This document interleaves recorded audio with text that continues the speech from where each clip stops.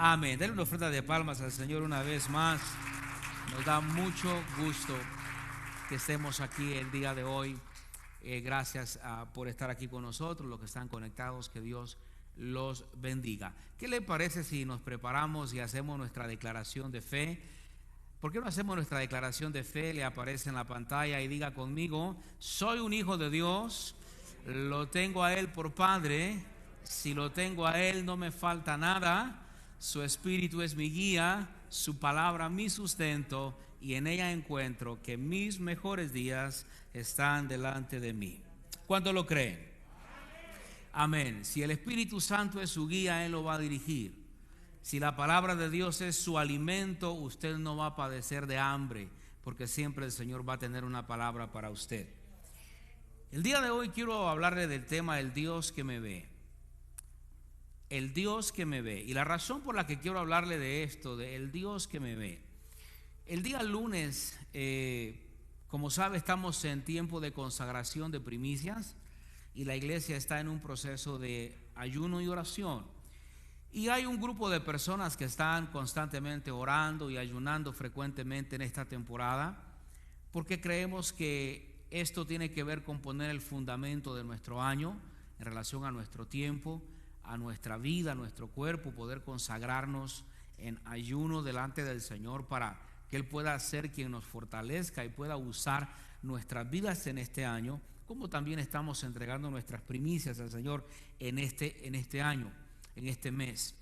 Y el lunes yo estaba orando y estaba escribiendo, meditando en la palabra del Señor, y de repente son esos momentos, esos lapsos que usted tiene cuando está orando o hablando con el Señor o leyendo la palabra, y son esos lapsos de gratitud profunda que llegan al corazón, esos lapsos que lo hacen a uno recordar dónde estaríamos si la gracia de Dios no nos hubiera alcanzado.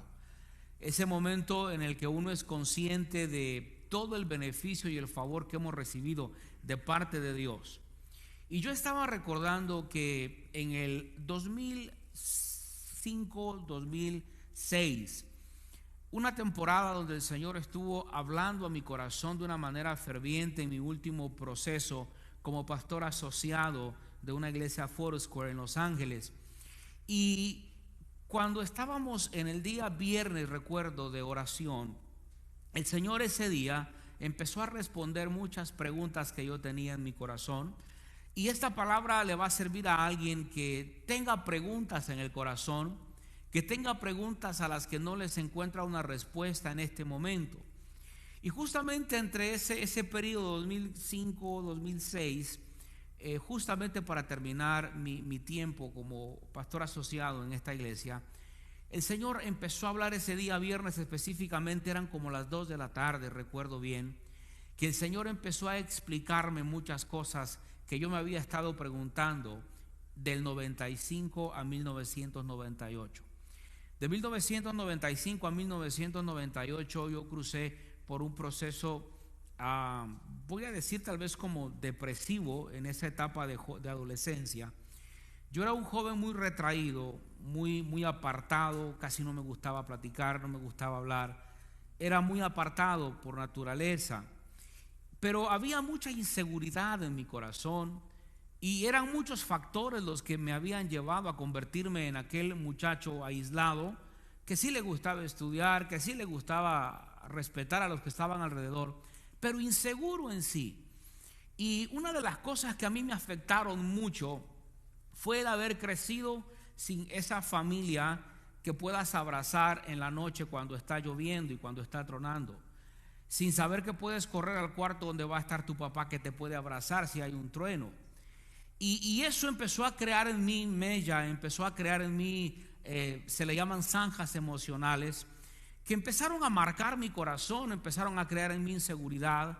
Y cuando tú te vuelves una persona insegura, tienes miedo de dar pasos. Cuando te vuelves una persona insegura, tienes miedo y piensas que los que están a tu alrededor no te aman y no te aceptan. Te sientes rechazado. Y esa batalla estaba en mí en 1995 a 1998. Y en esa etapa, una de las cosas que más marcaron mi vida fue la pregunta de ¿por qué yo no tengo familia? mis hermanos murieron. Mi primer hermano murió, tenía 4 años. ¿Cuántos años tenía más o menos, mamá? ¿2 años? ¿Cuántos? Mi primer hermano. Estaba pequeño todavía. Ahora el punto es este: mi hermano primero muere, y luego después de él muere mi segundo hermano, y luego después muere mi tercera hermana, una niña. Y todas esas cosas, cuando yo veía a mis compañeros que tenían una familia, tenían hermanos, tenían un papá, y yo viviendo solo, mi madre había tenido que emigrar para poder trabajar, para sacarme adelante. Entonces el rechazo y el abandono de un padre, ojo padres, debemos tener mucho cuidado con lo que le emitimos a nuestros hijos. La imagen paterna es vital en la familia. La imagen de un hombre en la casa es importante. La imagen del hombre en casa le transmite seguridad a los hijos, le transmite seguridad por el camino que van a recorrer cuando sean hombres. Y todo aquello creó en mí esa inseguridad. Y recuerdo que yo veía a mis compañeros quejarse y enojarse porque tenían que compartir su ropa con sus hermanos, y yo deseaba tener hermanos para compartir mi ropa, pero no tenía. Y esas preguntas estaban ahí: ¿por qué Dios no los sanó?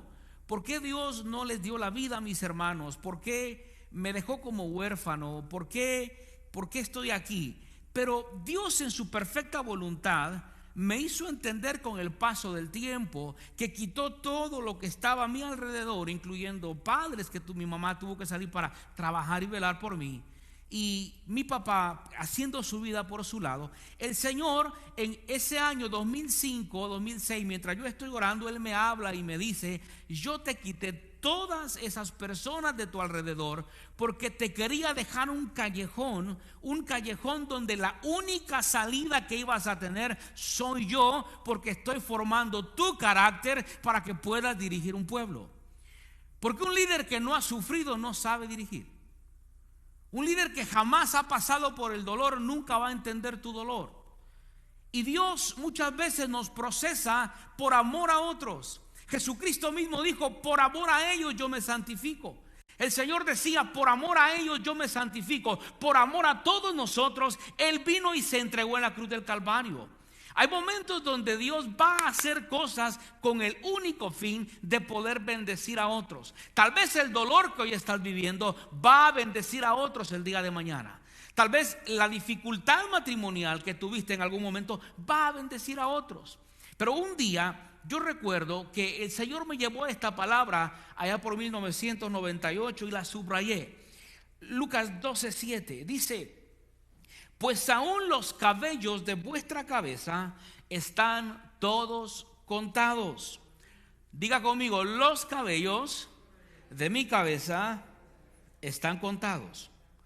El Señor dice: yo tengo el cuidado de tener contados los cabellos de tu cabeza. Y cuando yo estaba en esa etapa, el Señor me habló a través de esta escritura y me dijo: si yo tengo el cuidado de saber cuántos cabellos hay en tu cabeza, yo voy a saber llevarte a un mejor lugar después de esto. Y un día el Señor me habló en el Salmo 139. Por eso estoy hablando del tema el Dios que me ve, porque tú no puedes entender al Dios que te ve si nunca has sentido que no te ve. Entiendes al Dios que te ve cuando has pasado por la soledad, cuando has pasado por la vicisitud, cuando has pasado por la ausencia de muchas cosas en algunos sentidos de la vida. Ahí entiendes que hay un Dios poderoso que está por sobre todas las cosas. Y dice el Salmo 139: mi embrión vieron tus ojos, y en tu libro estaban escritas todas aquellas cosas que me fueron luego formadas, sin faltar una de ellas. Cuán preciosos me son, oh Dios, tus pensamientos, cuán grande es la suma de ellos. Esta palabra, mi embrión vieron tus ojos, no está hablando ni siquiera de un bebé, no está hablando ni siquiera de un feto, está hablando de un embrión. Cuando los cromosomas del hombre y de la mujer se unen y forman el cigoto, está hablando de ese momento, aún antes del feto ser formado. Él está diciendo: yo pude ver el vientre de tu mamá aún antes del feto ser formado, aún antes de poder unirse esos cromosomas. Dios estaba diciéndome en esa ocasión, y le dice a ustedes esta mañana: tu embrión vieron mis ojos. Y yo en toda esa etapa de cuestionamiento, ¿alguna vez usted se ha cuestionado cosas? ¿Se ha preguntado cosas? ¿Le ha pasado? ¿Sí? ¿O seré yo el único carnal aquí? Y cuando yo estaba en esa idea, el Señor me llevó a una escritura, Job capítulo 38. Job empezó a discutir con Dios. Job empezó a querer darle una cátedra al Creador. Y dice la escritura, Dios le dijo a Job en el verso 4 del 38, ¿dónde estabas tú cuando yo formaba la tierra? Házmelo saber si tienes inteligencia. Dicho en palabras latinas, ¿dónde estabas tú cuando yo formé la tierra? Si tan gallito eres, dime dónde estabas. Eso es lo que el Señor está diciendo. Verso 5. ¿Quién ordenó sus medidas? Las medidas de la tierra. ¿Sí lo sabes? ¿O quién extendió sobre ellas cordel? ¿Sobre qué están fundadas sus bases? ¿Las bases de qué? De la tierra. Dios está diciendo, ¿te crees inteligente? ¿Quieres dialogar conmigo? Dime, ¿sobre qué bases yo fundé la tierra? ¿O quién puso la piedra angular? Dice la escritura. Verso 7. Cuando alababan todas las estrellas del alba y se regocijaban todos los hijos de Dios. Él está diciendo, ¿dónde estabas tú cuando yo hice todo eso? Ese es un trato que Dios tuvo conmigo en ese momento. Y empezó a hablarme, ¿dónde estabas, Omar? Y sabe, entendí en ese momento, me transporto ahora a mediados de la década del 2000 a 2010. Cuando yo estoy ahí, el Señor empieza a hablar a mi corazón y me dice, yo quité todo lo que tenía que quitar. Y yo ahí entendí que qué hubiera sido de mi madre con 4 hijos pequeños, con un padre que había abandonado el hogar. Y luego cuando ella viene a Estados Unidos para darnos un mejor futuro, a los meses muere mi abuela que se había hecho cargo de mí. ¿Qué hubiera sido de mí y de mis 3 hermanos? Diga conmigo, Dios es perfecto en todo lo que hace. Lo que no entendemos hoy lo vamos a entender mañana. Y yo ahí entendí, posiblemente hoy mi mamá tuviera muchos dolores de cabeza con 4 hijos delincuentes posiblemente. Porque ¿qué se podía esperar de 4 niños que se podían quedar allá sin alguien que pudiera estar allí, aparte del amor que ella pudiera tener y de estar pendiente emocionalmente y monetariamente de mí? En el caso de que hubieran estado mis 3 hermanos, yo creo que nos hubiéramos perdido. Yo creo que no estaría yo sirviendo al Señor ahora y quizás estaría preso con una cadena enorme por cumplir en una prisión estatal en mi país. No lo sé, solo sé que Dios es perfecto en todo lo que hace. Y aún las cosas que nos duelen hoy, mañana las vamos a entender. Dígame la iglesia. Y el Salmo 73, 25 me hizo entender algo. Dice, ¿a quién tengo yo en los cielos sino a ti? Y fuera de ti nada deseo en la tierra. Asaf dijo, ¿a quién tengo yo en el cielo sino a ti, Señor? Y el Señor empezó a ministrarme y yo quiero leerle, no le va a aparecer en pantalla, pero le quiero leer. Ahí entendí perfectamente el Salmo 121, verso 2 en adelante. Mi socorro viene de Jehová, que hizo los cielos y la tierra. No dará tu pie al resbaladero, ni se dormirá el que te guarda. He aquí no se adormecerá ni dormirá el que guarda a Israel. Jehová es tu guardador, Jehová es tu sombra, tu mano derecha. El sol no te fatigará de día, ni la luna de noche. Jehová te guardará de todo mal, Él guardará tu alma. Jehová guardará tu salida y tu entrada desde ahora y para siempre. Allí algo pasó en mi corazón y empecé a entender. Entendí que tengo un Padre que me ve y que me ve con un propósito. Y hoy quiero llevarlo a una historia en la Biblia. Es la historia de Ismael. Ismael es el primer hijo de Abraham. El primer hijo, pero no el hijo de la promesa. Fue el atajo que Abraham tomó, y se cometieron algunos errores en el camino. Dice la palabra del Señor. Voy a pedirle que se sitúe en Génesis 16. Ya en un momento lo vamos a leer. Solo sitúese en Génesis 16. Lo que aquí pasa es que Dios le da una promesa y le dice, te voy a dar un hijo. Y él dice, excelente, me va a dar un hijo Dios. Pero pasaron casi 10 años y aquel hijo no llegaba. O sea, 10 años donde Abraham hacía la tarea todos los días, pero el hijo no llegaba. Abraham no veía a su hijo por ningún lado. Y un día le dijo a Sara: Sara, ¿qué hacemos? No llega el hijo de la promesa. Y Sara se le prendió el foco así y le dijo: tengo una idea. Le dijo: tengo a mi criada Agar, acuéstate con ella. No me pregunte teológicamente qué eso significa, porque no se lo voy a saber decir. No entiendo y no hay teólogo que se lo pueda explicar por qué Dios lo permitió. Pero le dice ella: tengo a mi criada Agar, acuéstate con ella para que podamos tener un hijo. Y Abraham le dijo: déjame verla primero. A lo mejor me convence. Eso dice mi versión, no lo dice la Biblia. Y él se llegó a Agar.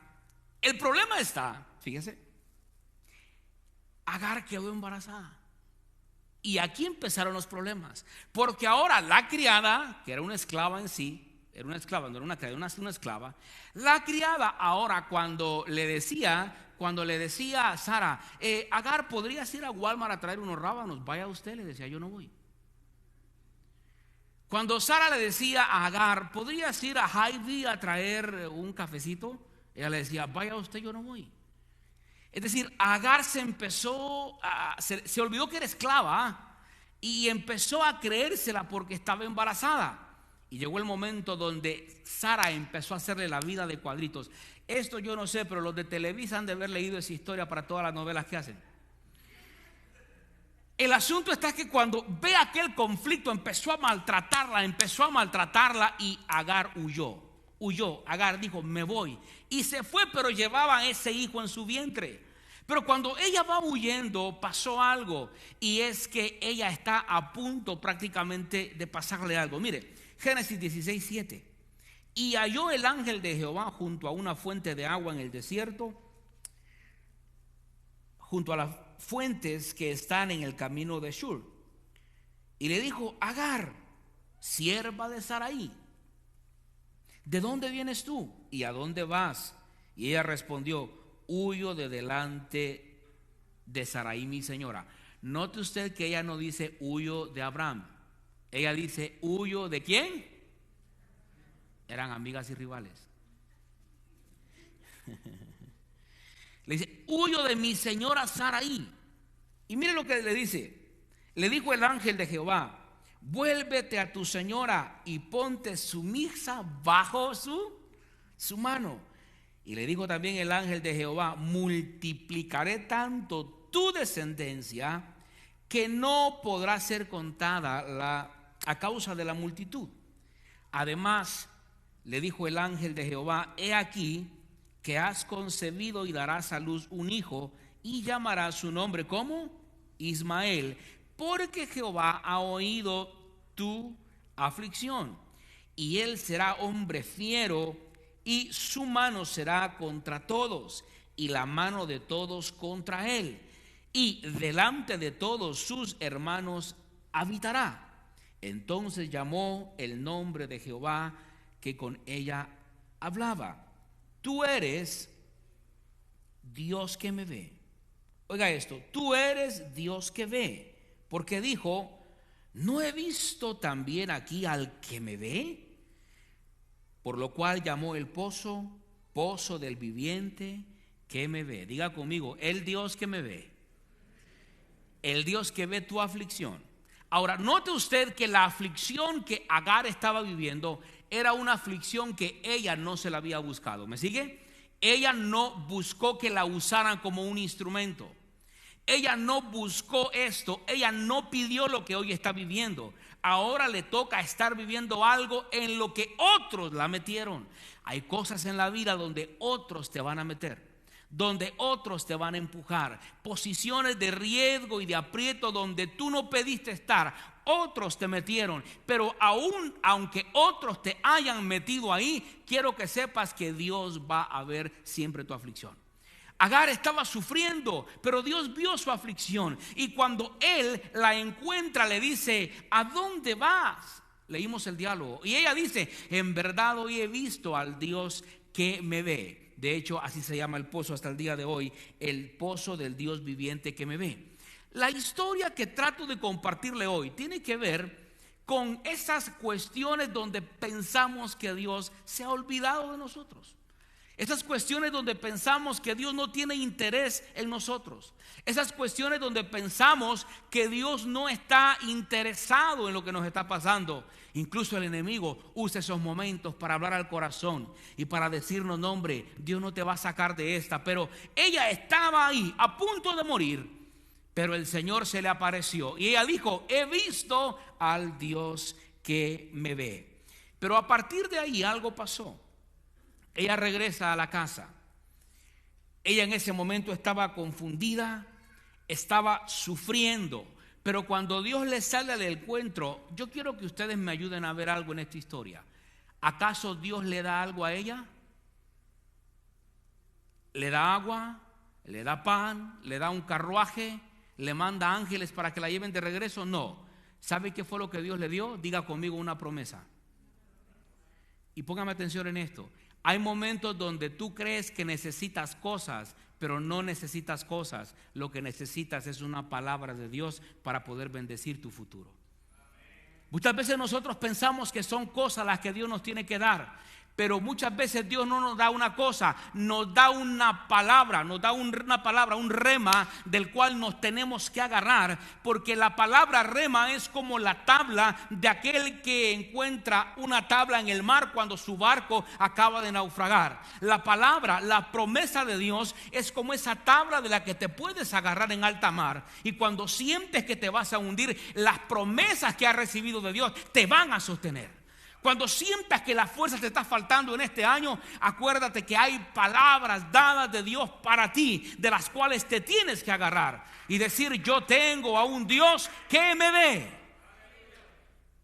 Agar estaba allí. A mí me impresiona cuando veo eso.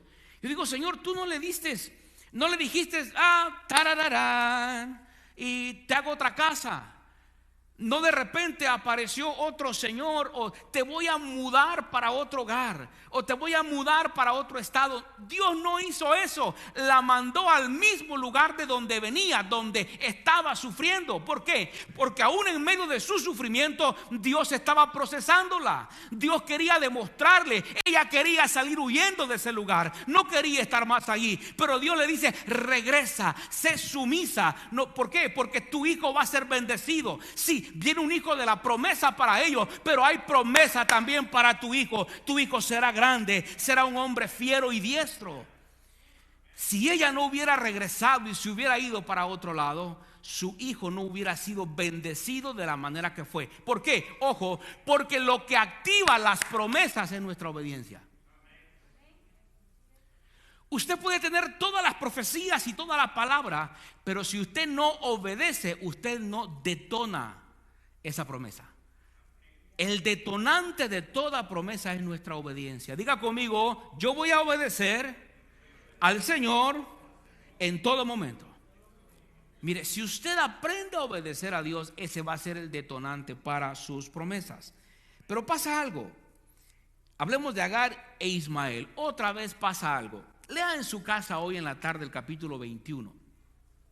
En el capítulo 21 dice la Biblia, hermano, que nació Isaac, el hijo de la promesa. Por fin llegó.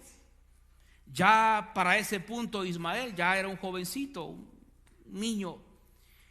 Y cuando lo destetaron, dice la Biblia que Abraham hizo una enorme fiesta. Él estaba feliz. Pero imagínense, también Ismael, su hijo, estaba allí. Y dice la Biblia que Ismael empezó a burlarse de Isaac. Y otra vez aquí, mire, la actora de telenovela sale a escena. Sara se encela y le dice a Abraham: no, señor, oiga esto, no, señor, mi hijo no va a compartir la herencia con el hijo de la criada. Así lo dice la Biblia. Mi hijo no va a compartir la herencia con el hijo de la criada. Y cuando yo leo la historia digo, pero mamita, tú lo mandaste a acostarse con la criada. Y ahora tenés el hijo que vos misma lo empujaste a tener. Pero ahora viene Sara y se pone los moños y dice, despídela. Y dice la Biblia que esto le partió el corazón a Abraham y dijo, pero es mi hijo, Ismael es mi hijo. Y dice la Biblia que el siguiente día Abraham se levantó y le dio pan y le dio agua. Jesucristo es el pan de vida. Jesucristo es el agua que corre como un manantial, ¿cierto? Le dio pan y le dio agua y la despidió. Y sale aquella mujer otra vez. Ahora no va embarazada, ahora va con su hijo Ismael. No sabían a dónde iban. Salieron errantes con pan y agua únicamente. Y allá llegan a un lugar. Y dice la Biblia que ella se quedó sin agua y estaba deshidratado su hijo Ismael y lo dejó debajo de un arbusto. Ella dijo, mi hijo va a morir en cualquier momento, yo no lo quiero ver morir. Y dejó a Ismael allí. Ismael está a punto de morir. Y Agar, dice la Biblia, que se fue a cierta distancia de donde estaba su hijo. ¿Sabe por qué se fue? No quería ver morir a su hijo. Y estando aquí lloró, estando aquí gimió, se humilló. Y el Señor, el Dios que ve, la escuchó. Dice la Biblia que cuando está allá Ismael a punto de morir, deshidratado, dice la palabra del Señor, acompáñeme, quiero que vaya conmigo al 21, 16 al 20. Y se fue y se sentó enfrente a distancia de un tiro de arco, porque decía, no veré cuando el muchacho muera. Y cuando ella se sentó enfrente, el muchacho, oiga esto, hermano, esto es desgarrador. Quiero hablarle a su corazón de padre, a su corazón de madre, para entender esta historia. Una vez más el 16, y se fue y se sentó enfrente a distancia de un tiro de arco, porque decía, no veré cuando el muchacho muera. Y cuando ella se sentó enfrente, el muchacho alzó su voz y lloró. Imagínese el llanto de un hijo, hermano. Y oyó Dios la voz del muchacho. Y el ángel de Dios llamó a Agar desde el cielo y le dijo, ¿qué tienes, Agar? No temas, porque Dios ha oído la voz del muchacho en donde está. Ahora, vea y sígame. Dios escuchó la voz del muchacho. Dios vio el sufrimiento de ella. Pero a ella le toca ahora hacer algo. Porque siempre que estemos en alguna situación, Dios va a oír tu oración, Dios va a ver la dificultad, pero siempre hay algo que el Señor te va a pedir que hagas. No podemos esperar únicamente que Dios vaya y lo haga. Dios desea que nos levantemos y hagamos algo. Dice el 18, levántate y alza al muchacho y sosténlo con tu mano. Vea, levántate. Primero, deja de estar deprimida. Deja de estar en la condición de víctima. Deja de estar llorando. Deja de estar sollozando. Levántate. Ve a donde está tu hijo. Vas a levantar al muchacho y lo vas a sostener de tu mano. Ahí, en unas cuantas frases, hay una lección total de vida. Hay una necesidad, sí, Dios la escucha, pero Dios dice, levántate. No te quedes donde estás, no te conformes donde estás. Dios dice, levántate y ve a donde está el muchacho, levántalo y sosténlo. No únicamente levántalo y déjalo, no, levántalo y sosténlo. 3 acciones: levántate, ve donde el muchacho, levántalo, pero también tienes que sostenerlo. Esta es la palabra para ti el día de hoy. Se te van a presentar situaciones en este año donde el enemigo te va a querer poner en un papel de víctima, pero no caigas en papel de víctima. El Señor te dice hoy, levántate, y esta palabra te va a servir porque en este año la vas a necesitar. Y cuando te llegue el momento, recuerda lo que Dios te está diciendo hoy. Levántate, ve donde está el muchacho, levántese muchacho y sosténlo.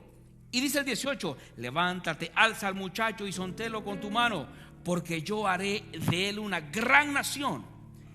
Entonces Dios le abrió los ojos y vio una fuente de agua y fue y llenó el odre de agua y dio de beber al muchacho.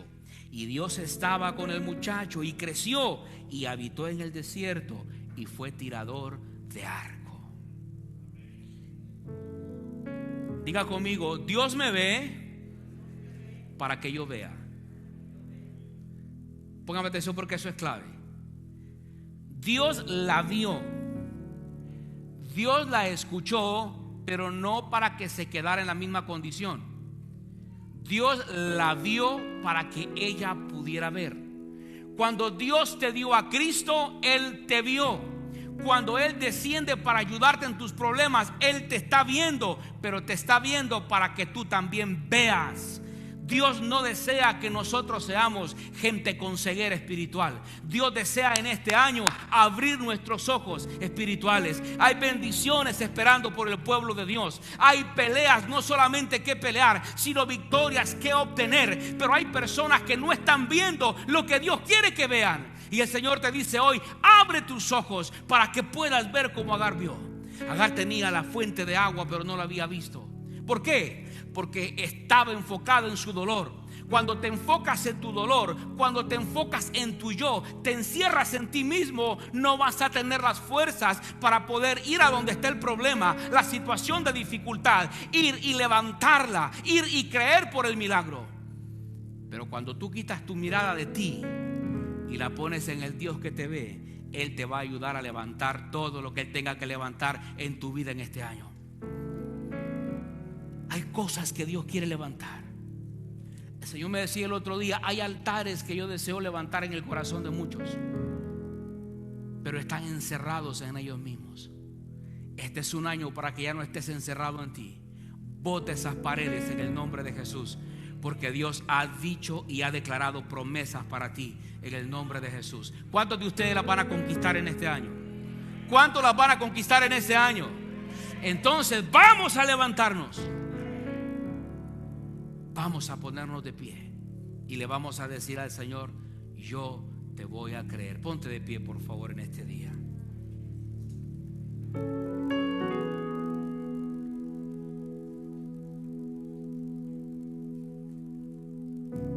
El Dios que me ve.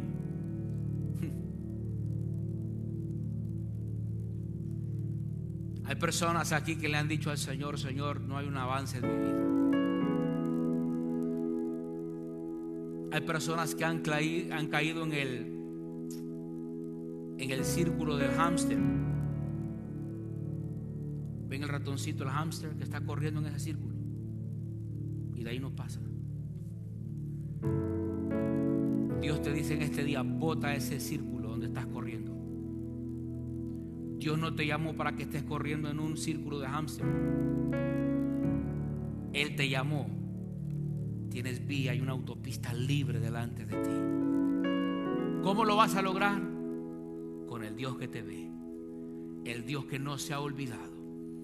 Si usted siente que hay promesas que no se han cumplido en usted, hoy yo le traigo esta palabra. Las promesas que se van a cumplir en su vida son las que usted crea.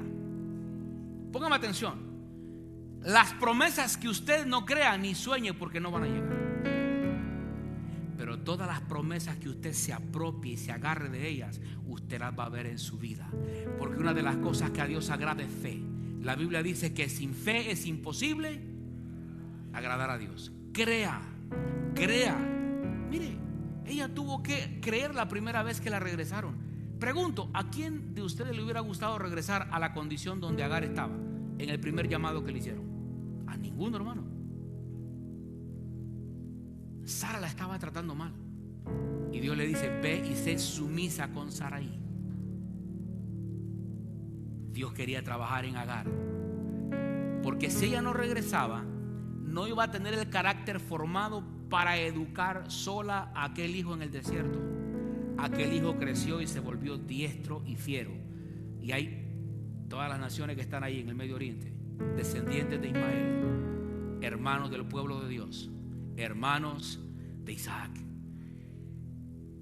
Dios cumplió su palabra. Sí. Son países poderosos, ricos y con cantidades enormes de petróleo. Dios cumplió su palabra a Agar. como también la cumplió con Sara. Ahora, ¿qué vas a hacer tú con las promesas que ella te dio? Atesóralas, aprópiate de ellas, y aunque te quieran quitar la fe, reprende a cualquier diablo que tengas que reprender y cree por las promesas que Dios ya dijo para ti. Porque este es un año donde vamos a conquistar muchas cosas en el nombre de Jesús. Padre, hoy te agradezco por la vida de tu pueblo. Hay personas aquí que han dejado de soñar porque el coronavirus botó los sueños de muchos, Señor. Pero hoy venimos en el nombre de Jesús, porque la iglesia no depende ni siquiera de una vacuna. La iglesia depende de la gracia salvadora que nace del cielo. Tu iglesia depende de aquel poder sobrenatural que desciende. Padre, nosotros creemos en ti. Nosotros creemos en ti, creemos en tu poder, creemos en que tú restauras, creemos en que tú salvas. Y este es un año, Señor, donde si bien es cierto van a haber dificultades, el mundo no va mejorando, va empeorando, pero para aquellos que te amamos brilla el sol de justicia. Para aquellos que te amamos, tu palabra dice que cosa que ojo no ha visto ni oído ha escuchado son las que Dios tiene preparadas para aquellos que te aman. Señor, en este día te decimos gracias por ser el Dios que nos ve. Señor, gracias porque en tu misericordia me ayudaste a vencer ese momento de oscuridad por tu misericordia. Y hoy estoy parado aquí, Señor, por tu misericordia, porque te plació en tu gracia. Padre, que todos los jóvenes que puedan estar aquí sepan que no son, Señor, lo que muchos dicen de ellos. Que cuando se sientan cohibidos, que cuando sientan que la sociedad los rechaza o que la sociedad les dice que no, si hay alguien aquí el día de hoy que se siente marginado, tal vez por un padre, por una madre, yo vengo a decirte el día de hoy de que el Señor quiere usarte. El Señor lo hizo conmigo, el Señor lo hizo conmigo y también quiere hacerlo contigo. Padre, rompe toda maldición en el nombre de Jesús. Cadenas se rompan. La iglesia intercediendo, cadenas se rompan hoy en el nombre de Jesús. Que venga un rompimiento sobrenatural, un rompimiento de espíritu. Padre, todo aquello que está afectando a tus hijos, hoy lo cancelamos en el nombre de Jesús. Todo espíritu de inseguridad, toda baja autoestima, la atamos en el nombre de Jesús. Y hoy declaramos libre a tu pueblo para conquistar la tierra prometida que está esperando por nosotros. Padre, no más queja, no más llanto. Hoy vamos a levantar alabanza, vamos a exaltarte, porque eso es lo que tu pueblo tiene que hacer. Padre, no estaremos más cohibidos por el bendito COVID-19. Vamos a seguirte creyendo, Padre, porque nuestra es la victoria. Señor, seguiremos creyéndote. No vamos a parar. La iglesia no se va a detener, porque tú eres Dios y tú no cambias, Padre mío. Oh, gracias, Jesús. Padre, tú eres el Dios que nos ve. Si hay alguien que se ha sentido abandonado, hoy te digo, déjate abrazar por la presencia del Espíritu Santo. Déjate abrazar por el Señor ahí donde estás. Déjate abrazar por su presencia, porque Él es el Dios que te ve. Él es el Dios que te escucha. En el nombre de Jesús. Amén.